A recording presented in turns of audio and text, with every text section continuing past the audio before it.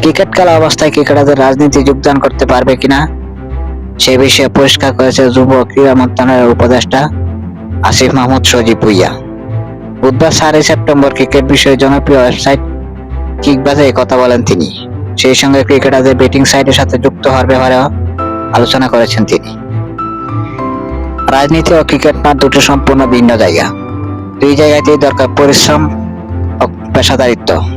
Cricket career চলাকালীন বাংলাদেশ ক্রিকেটারদের রাজনীতি যুক্ত হওয়ার প্রথম উদাহরণ সাবেক অধিনায়ক মাশরাফি বিন মুর্তজা।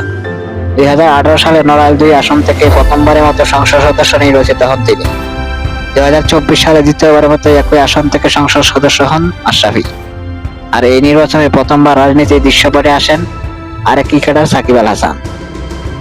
মাগুরায় এক আসনে সংসদ সদস্য হন তিনি। রাজনীতির মাঠে যাওয়ার পর দুজন ক্রিকেটের মাঠে দিতে পারেননি পর্যাপ্ত সময়। এবারে ক্রিকেটারদের রাজনীতি যোগদান করতে পারবে কিনা সেটি পরিষ্কারভাবে জানালেন ক্রীড়া উপদেষ্টা আসিফ মাহমুদ। তিনি বলেন, আমি মনে করি তাদের একসাথে খেলা এবং রাজনীতি করা উচিত না। হয়তো কেউ অবসর নেওয়ার পরে রাজনীতি যোগ দিতে পারে, তবে খেলার সময় এটি হওয়া উচিত না বলে আমি মনে করি। তা না হলে খেলার এর প্রভাব পড়ে, পেশাদারিত্ব অভাব দেখা যেতে পারে। আমি ইতিমধ্যে এ বিষয়ে কথা বলেছি।